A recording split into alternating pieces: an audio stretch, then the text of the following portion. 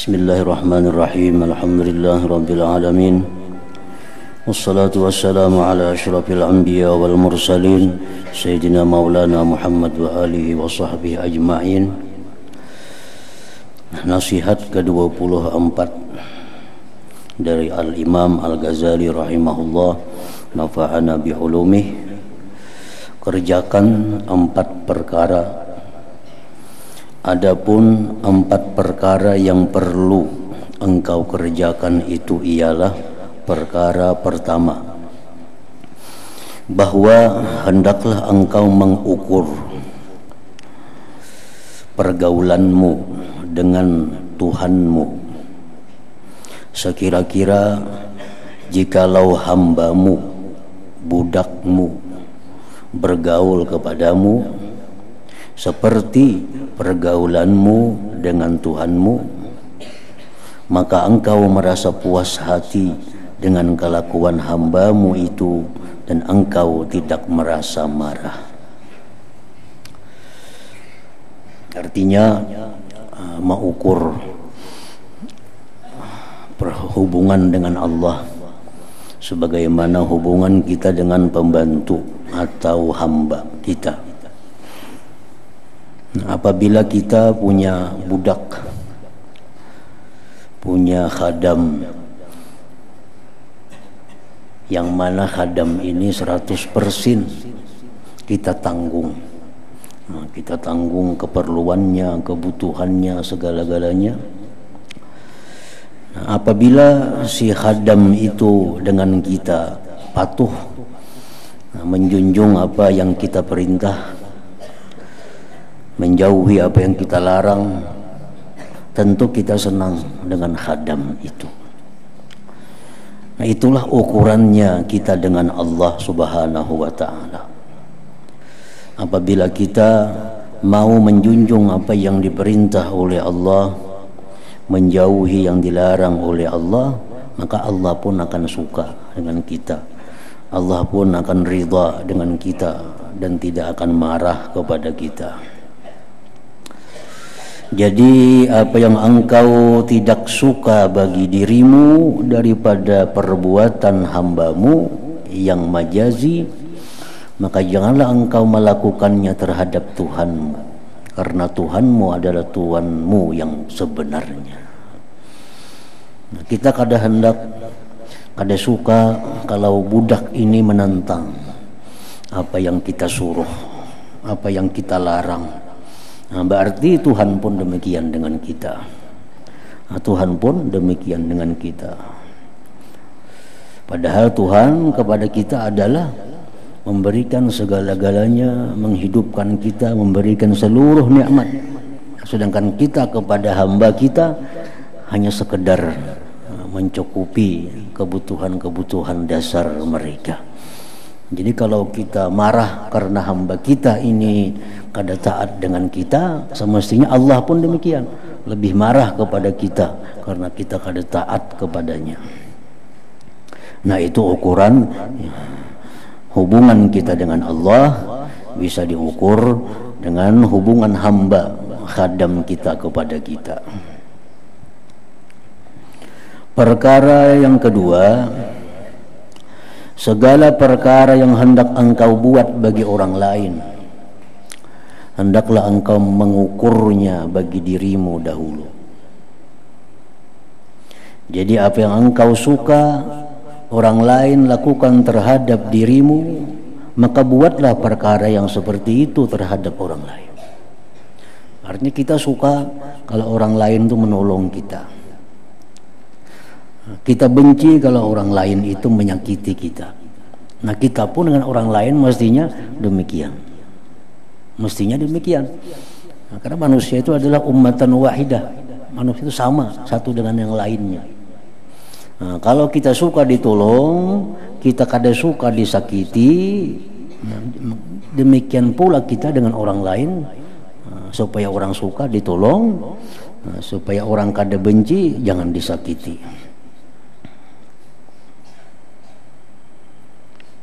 Karena iman seorang hamba tidak akan sempurna, sehingga ia mencintai bagi seluruh manusia apa-apa yang ia mencintai bagi dirinya sendiri.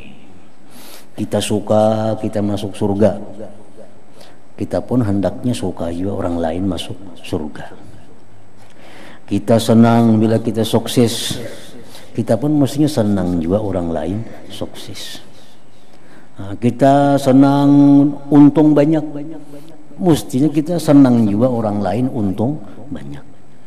Kita kada senang kalau kita rugi, kita pun mestinya kada senang juga kalau orang lain itu rugi.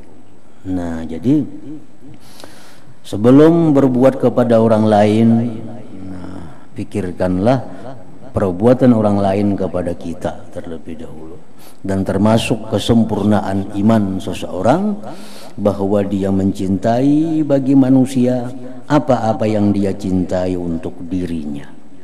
Bila kita aja hendak untung, orang lain biar rugi, ini sudah kada sempurna iman. Hendak kita aja selamat, orang lain biar mati, itu sudah kada sempurna iman. Hendak kita aja nang payu berdagang, orang lain kada payu, sudah kada sempurna iman. Kenapa ruginya kita? Kalau kita payu, orang lain payu, ada ruginya. Nah, cuma karena nafsu kita hendak kita aja nang payu, orang lain jangan payu. Itu sudah menunjukkan imannya kurang. Nah, kesempurnaan iman, dia menyintai bagi orang lain apa-apa yang dia cinta untuk dirinya itu. Perkara ketiga, apabila engkau belajar satu ilmu atau engkau memutalaahnya, maka seyogianya bahwa ilmu yang engkau pelajari itu akan memperbaiki hatimu dan membersihkan jiwamu. Seperti halnya jikalau engkau mengetahui bahwa umurmu hanya tinggal 1 minggu saja lagi, maka sudah pasti engkau tidak akan sibuk dengan ilmu fikih yang dalam-dalam dan ilmu khilaf antara mazhab dan ilmu usul dan ilmu kalam dan seumpamanya. Karena engkau tahu segala ilmu yang aku sebutkan tadi tidak memberi faidah kepadamu. Untuk orang-orang yang sudah berumur, artinya lain hal pemuda-pemuda, lain hal remaja-remaja, itu disuruh menuntut ilmu seluas-luasnya. Tapi kalau sudah kita berumur, digulungkan tua itu 40 itu sudah tua dalam pandangan agama. Orang umur 40 sudah masuk gulungan tua, ada pemuda lagi. Pemuda itu 30 sampai 40. Kalau 40 sudah masuk tua. Orang-orang yang tua itu belajar ilmu, mendengarkan ilmu, membahas ilmu yang memperbaiki hati. Karena itulah ilmu yang sesungguhnya berguna menghadap Allah Subhanahu wa ta'ala. Nah, andai kata kita diberitahu umur kita lagi seminggu mati, tentu kita akan meninggalkan ilmu-ilmu yang kada bermanfaat. Umur kita lagi seminggu, kita kada kabar lagi mendengar berita, kita kada baca lagi surat kabar. Kalau tahu umur lagi seminggu, apa yang kita baca? Tentu Al-Quran, tentu ilmu-ilmu yang bermanfaat untuk mati. Kalau kita tahu umur kita lagi seminggu,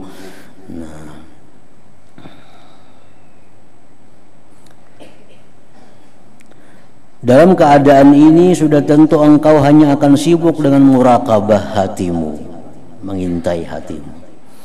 Keadaan ini sudah tentu engkau hanya akan sibuk dengan muraqabah hatimu, mempelajari sifat-sifat kejernihan jiwamu dan berpaling daripada urusan keduniaan, dan engkau akan sibuk pula mengisi hatimu dengan cinta akan Allah Ta'ala dan beribadah kepadanya dan memakaikan diri dengan sifat-sifat yang baik. Kalau umur masih anom, utaknya masih incir lagi, nah itu ya perdalam ilmu-ilmu mazhab, ilmu mazhab Syafi'i, mazhab Maliki, mazhab Hambali, ilmu-ilmu usuluddin. ilmu-ilmu tauhid, ilmu kalam, nah perdalam. Tapi kalau sudah umur nang sudah 40 ke atas itu kalau cucuk lagi. Cucuk hanya belajar ilmu-ilmu yang mendekatkan dirinya kepada Allah, ilmu-ilmu yang membuat dirinya selalu ingat kepada Allah. Wahai anakku yang tercinta, ujar Imam Ghazali, dengarlah nasihatku ini baik-baik dan pikirkanlah isinya, semoga engkau kelak mendapat keselamatan. Amin ya rabbal alamin. Dan cobalah engkau pikirkan seandainya engkau telah diberitahu bahwa sang raja 1 minggu lagi akan datang ke tempatmu. Itu bacaannya. 1 minggu lagi akan datang ke tempatmu. Kita dapat kabar resmi, seminggu lagi raja anak datang ke rumah kita. Maka apakah kiranya yang akan kau buat selama 1 minggu ini? Apa yang kita gawi dalam seminggu itu kira-kira? Maka dalam masa 1 minggu ini sudah pasti engkau tidak akan mengerjakan suatu kecuali perkara yang engkau sangkakan sang raja akan melihat dan memperhatikannya. Sama ada pakaian, tubuh, badan, rumah, hamparan dan seumpamanya. Pasti kita mempersiapkan diri. Mulai tubuh kita siapkan supaya menghadapi raja dalam keadaan bersih. Tikar hambal kita, dinding rumah kita, kalau perlu menyiwak dulu supaya bersih kelihatannya. Nah, untuk menyambut raja. Pasti engkau tidak akan mengerjakan sesuatu kecuali perkara yang engkau sangkakan sang raja akan melihat dan memperhatikan. Sama ada pakaian, tubuh, badan, rumah, hamparan dan seumpamanya. Maka sekarang coba engkau pikirkan baik-baik apa yang telah aku katakan. Aku katakan tadi karena engkau adalah seorang yang cepat paham dan perkataan yang sedikit sudah mencukupi bagi orang yang bijak. Rasulullah SAW bersabda, Inna Allah la yanzuru ila suwarikum wala ila a'malikum walakin yanzuru ila qulubikum wa niyyatikum. Artinya sesungguhnya Allah tidak memandang kepada rupa tubuhmu dan bukan pula amalanmu, tetapi ia memandang kepada hati dan niatmu. Artinya kalau raja datang ke rumah kita, sidin pasti melihat tubuh kita. Nah, raja datang ke rumah kita melihat dinding rumah kita, melihat hamparan yang bakal diduduki sidin. Itu kalau raja. Nah, kalau Allah itu kadang memandang rupa, kadang memandang amal. Yang terlebih dulu dipandang Allah adalah hatinya dan niatnya. Jadi artinya bukan kadang memandang sama sekali dengan amal, tapi yang utama dipandang Tuhan dulu niat, hatinya. Karena hadis lain menyebutkan Allah tidak memandang kecuali kepada hati dan niat kemudian amal. Jadi sebelum Allah memandang, menilai bacaan-bacaan Fatihah kita, sebelum Allah menilai gerakan ruku, sujud, qiyam kita, terlebih dahulu Allah nilai hatinya. Sembahyang ini riya kada, sembahyang ini orangnya hatinya bersih kada. Nah, bila itu bersih, ikhlas, hanya Tuhan menilai kayak apa Fatihahnya, kayak apa ruku sujudnya, kayak apa qiyamnya. Kita memberi duit 10 juta, Allah kan memandang dulu duit 10 juta itu. Yang dipandang Tuhan hati kita waktu memberi itu karena apa? Karena Allah. Nah, hanya dipandang 10 juta.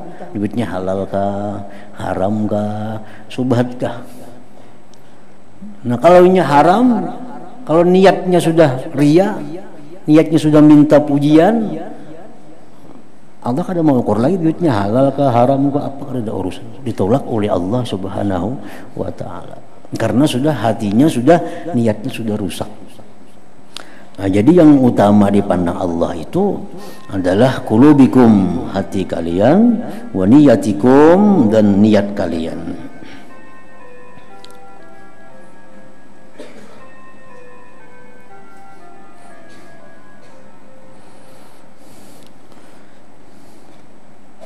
Dan jika engkau mau memperdalami hal-hal yang berkenaan dengan hati, maka hendaklah engkau merujuk kepada kitab Ihya Ulumuddin dan yang lainnya daripada kitab-kitab karanganku.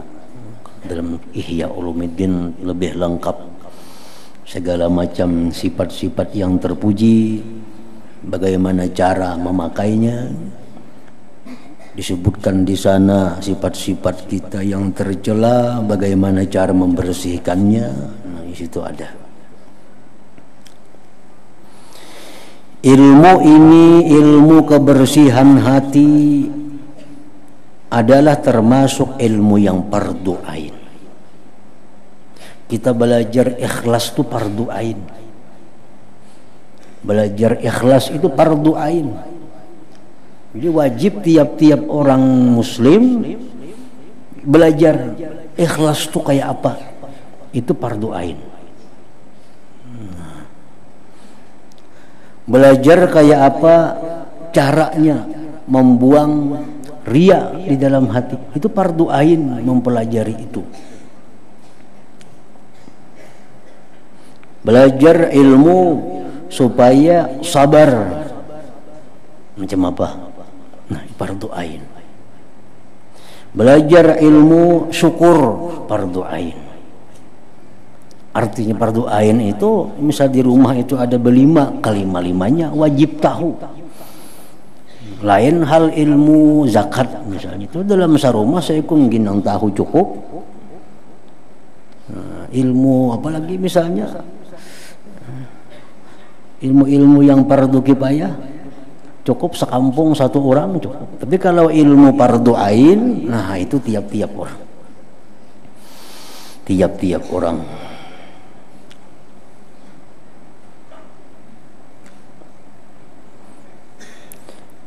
Ilmu ini, ilmu kebersihan hati ini adalah termasuk ilmu yang fardu ain. Dan kitab-kitabnya banyak dikarang oleh para ulama, kitabnya banyak dijual di toko-toko. Artinya kada kekurangan ilmu, asal mau, asal hendak belajar itu. Dan yang lain daripadanya adalah fardu kifayah, kecuali sekedar engkau belajar hukum-hukum yang berkenaan dengan kesempurnaan mengerjakan kefarduan yang diwajibkan. Wudu misalnya, ya itu fardu ain. Apalagi sembahyang 5 waktu itu fardu ain. Jadi kada kalah tingkatan kefarduannya daripada belajar ilmu membersihkan hati tadi. Nah, walaupun kita kada bisa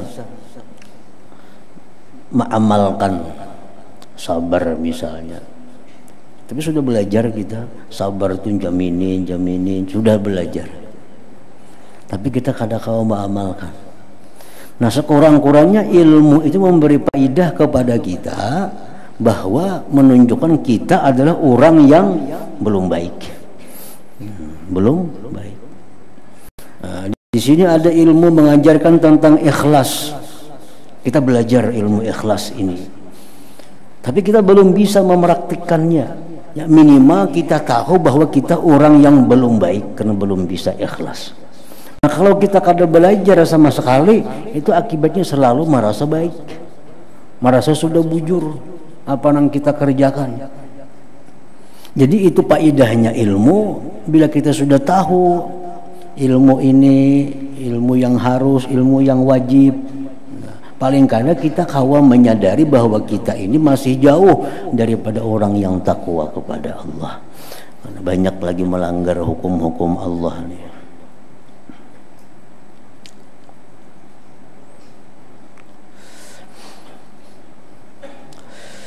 Perkara keempat, bahwa engkau jangan menghimpunkan harta dunia lebih banyak daripada cukup makan setahun.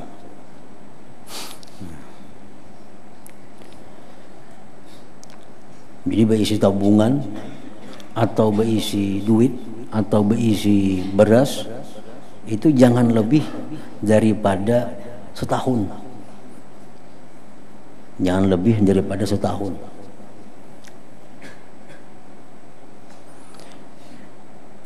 Seperti apa yang pernah dibuat oleh Rasulullah sallallahu alaihi wasallam bagi sebagian daripada istri-istri beliau.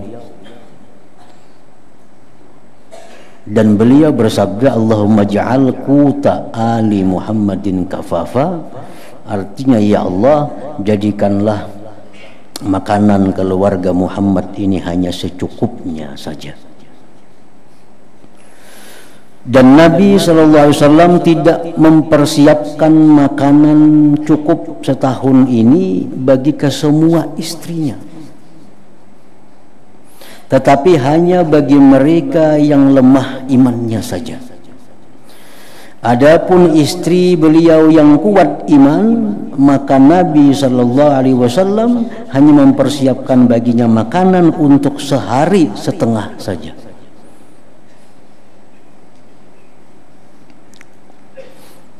Jadi misalnya kita ada berisi duit, nah umpamanya kita sehari perlu belanja 100.000 untuk serumahan. Memang ini relatif kada sama orang per orang. Ada yang tanggungannya banyak, ada tanggungannya sedikit, tergantung masing-masing orang. Misalnya ini perlu 500.000 sehari, nah kali 360 hari berapa? Bila berisi duit saitu sudah cukup. Sudah cukup, jangan menambah lagi, jangan berusaha lagi artinya. Dan ini dikerjakan oleh Nabi untuk sebagian istri Sidin. Ada yang Sidin beri bahan makanan cukup setahun. Tapi bagi bini-bini Nabi yang kuat iman seperti Aisyah radhiyallahu anha, Hafsah radhiyallahu anha, itu ada makanan cukup hanya untuk satu hari. Karena esok berpikir lagi makan apa. Nah itu dasarnya demikian.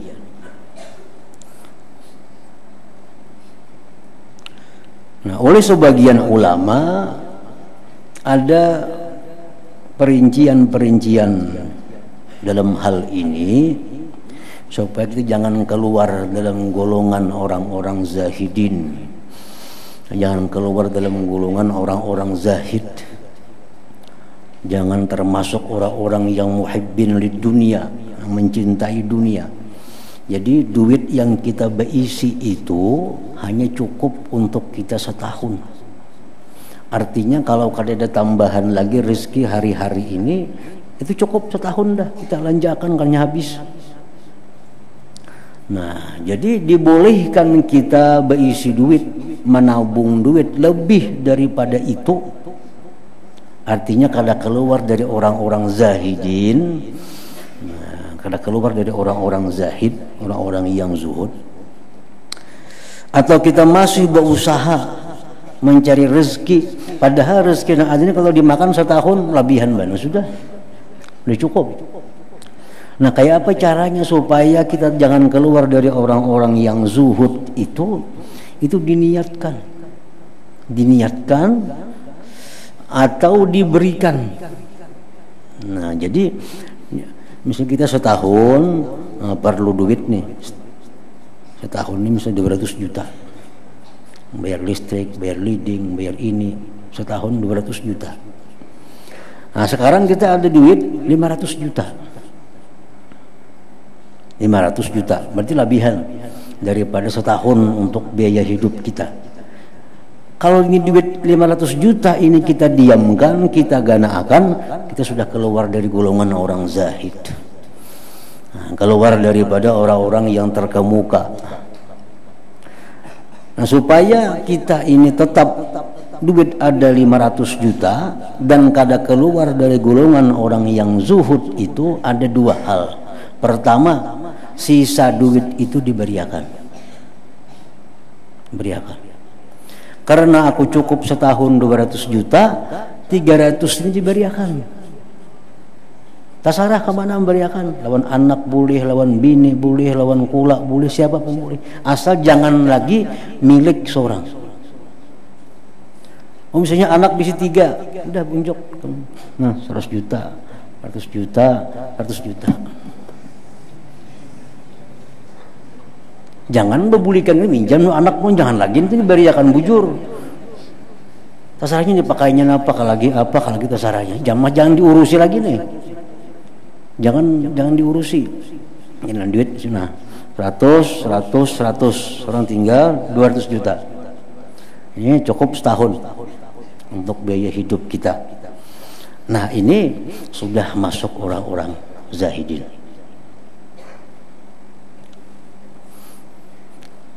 Cara yang kedua,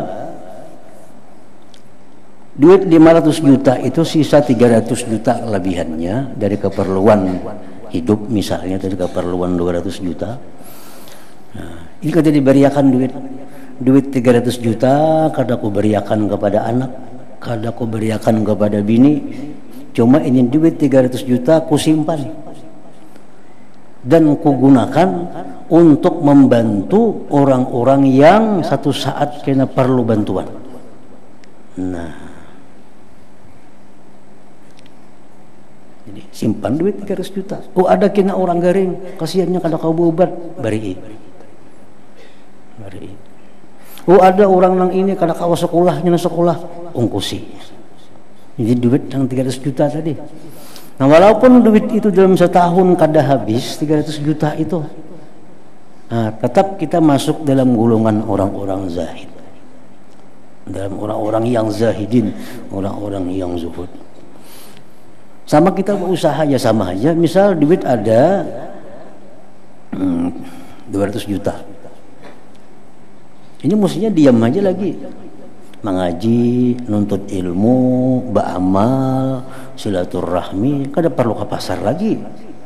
Duit sudah cukup segan setahun nih.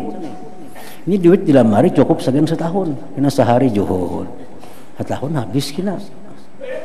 Nah, jadi ini duit 200 juta tetap ada, tapi hendak itu bercari masih. Nah, hendak juga berdagang, hendak berusaha. Nah, supaya kada termasuk orang yang hubbud dunia, hendaknya berdagangnya itu diniatkan bahwa keuntungan dari daganganku ini adalah untuk membantu kaum muslimin dan muslimat, baik diri mereka macam memberi makani atau mengobati, atau untuk mendirikan syiar-syiar Islam. Nah, jadi misal berdagang hari ini kita di pasar dapat untung berapa? Dapat untung 50.000 misalnya. Nah, dipotong ongkos jalan, ongkos ini sekian, yang sisanya diniatkan untuk kepentingan Islam. Nah, itu pun juga kita kada termasuk orang yang hubbud dunia. Tapi kalau kita selalu berada dalam milik kita duit lebih daripada cukup setahun tadi, masih dalam genggaman kita, kada kita beriakan atau kada niatkan kepada kebaikan tadi, nah itu hubbud dunia ngarannya. Kada termasuk orang zahid, kada masuk orang zahidin.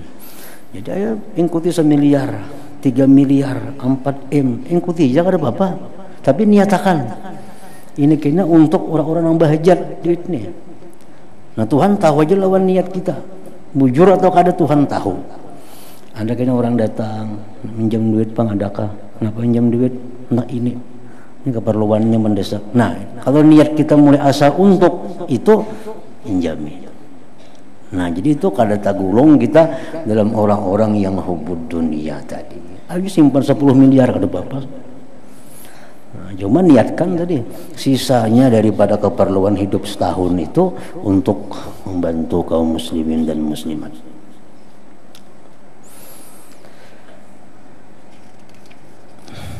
Nah, nasihat ke-25, penutup dan doa. Wahai anakku yang tercinta, sesungguhnya aku telah tuliskan dalam warakah ini apa-apa yang engkau kehendaki. Maka seyogia engkau mengamalkan dengan isinya, dan jangan engkau lupa daripada mengingati aku dalam doamu yang baik. Adapun doa yang engkau tanyakan itu, maka carilah lapaznya di dalam kitab-kitab yang sahih, dan bacalah pula doa yang aku tuliskan ini pada sekalian waktumu, khususnya selepas sembahyang. Doa itu ialah: Allahumma inni as'aluka minan ni'mati tamamaha, minal ismati dawamaha, minal rahmati shumulaha, minal afiyati husulaha, minal aishi aragadah, minal umri as'adah, minal ihsani atammah, minal in'ami a'ammah, wa minal padli a'zabah, wa minal lutfi aqrabah. Allahumma kun lana wa la takun alaina. Ya Allah, aku mohon akan engkau daripada nikmat itu yang paling sempurna, dan daripada pemeliharaan itu yang paling kekal, dan daripada rahmat itu yang paling menyeluruh, dan daripada afiat itu yang paling berhasil, dan daripada kehidupan itu yang paling senang, dan daripada umur itu yang paling bahagia, dan daripada ihsanmu itu yang paling sempurna, dan daripada nikmatmu itu yang paling menyeluruh, dan daripada kelebihanmu itu yang paling sedap, dan daripada lemah lembutmu itu yang paling dekat. Ya Allah, jadikan engkau senantiasa pembela kami, bukan penghukum ke atas kami.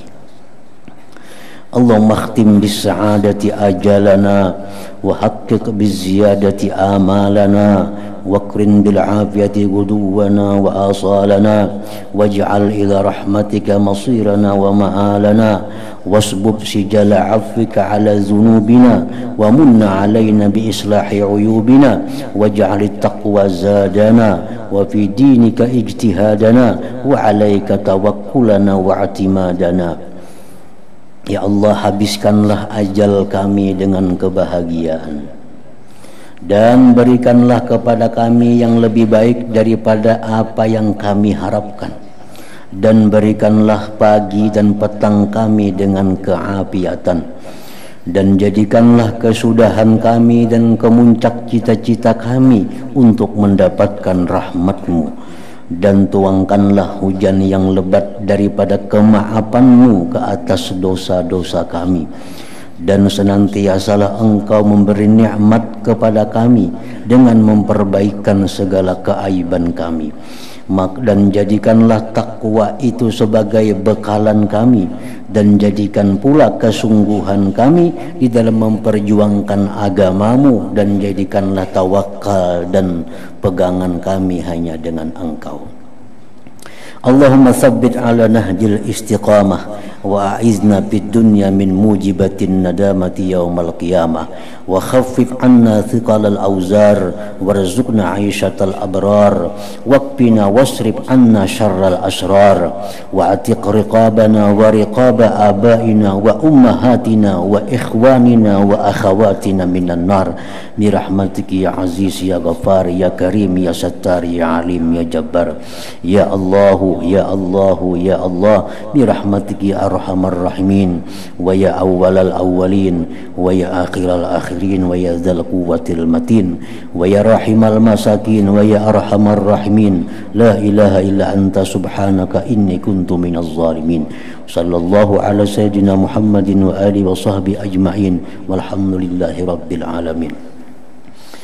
Ya Allah, tetapkanlah kami berada di atas jalan istiqamah, dan lindungilah kami di dunia ini daripada mengerjakan perkara-perkara yang mengakibatkan penyesalan kami di hari kiamat nanti, dan ringankanlah beban dosa-dosa kami, dan karuniakan kepada kami kehidupan hamba-hambamu yang baik-baik, dan jauhkan daripada kami segala kejahatan orang-orang yang jahat, dan lepaskanlah leher kami dan leher ibu bapa kami dan seluruh saudara kami yang laki-laki dan perempuan daripada belenggu api neraka. Semuanya itu dengan berkat rahmat-Mu, wahai Tuhan yang maha mulia dan maha mengampuni dan maha pemurah lagi menutupi keaiban kami. Wahai Tuhan yang maha mengetahui dan maha perkasa, ya Allahu, ya Allahu, ya Allah, dengan rahmat-Mu, wahai Tuhan yang lebih pengasih daripada segala yang pengasih.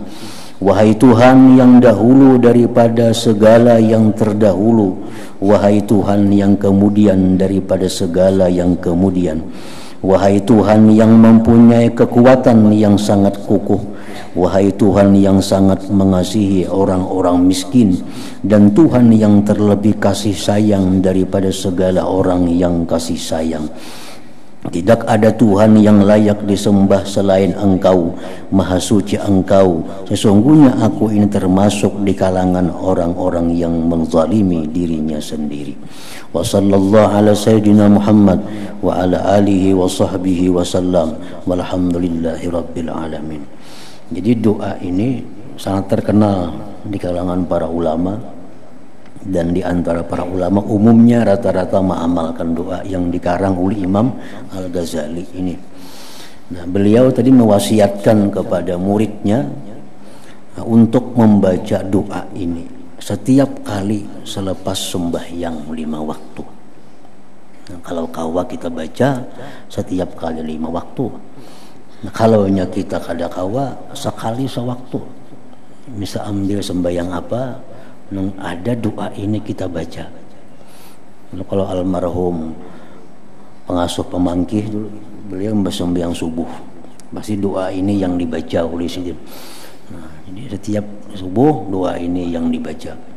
Ini nyaman sudah doanya, huruf Arabnya berbaris sudah, ditambah lagi ada artinya. Nah, jadi Arabnya dibaca, artinya dibaca. Arabnya aja mengerti, ya ada usah lagi artinya. Kalau Arabnya kada paham, nah baca Arabnya baca, terjemahnya pun baca. Nah, supaya kita lebih menghayati apa yang kita baca kalau kita baca artinya. Nah, jadi Arabnya dibaca karena arti sambung lagi Arabnya kata tadi, arti akan pulang. Nah, kayaknya baca lagi Arabnya, kayaknya arti akan pulang. Dan kalau kada kawa di sembahyang 5 waktu, lebih baik lagi di sembahyang tahajud. Nah, lebih mantap lagi doa ini dibaca karena sudah mencakup doa ini keselamatan, kebahagiaan baik di dunia maupun akhirat, baik untuk seorang maupun untuk keluarga dan untuk kaum muslimin dan muslimat. Nah, tamat kitab ya ayyuhal walad ini. Afdalu dzikri fa'lam annahu la ilaha illallah Muhammadur Rasulullah, la ilaha illallah Muhammadur Rasulullah, la ilaha illallah Muhammadur Rasulullah, la ilaha illallah, la ilaha illallah, la ilaha illallah, la ilaha illallah, la ilaha illallah. Allahu Allah, Allahu Allah, Allahu Allah, Allahu Allah, Allahu Allah, Allahu Allah, Allahu Allah, Allahu Allah, Allahu Allah,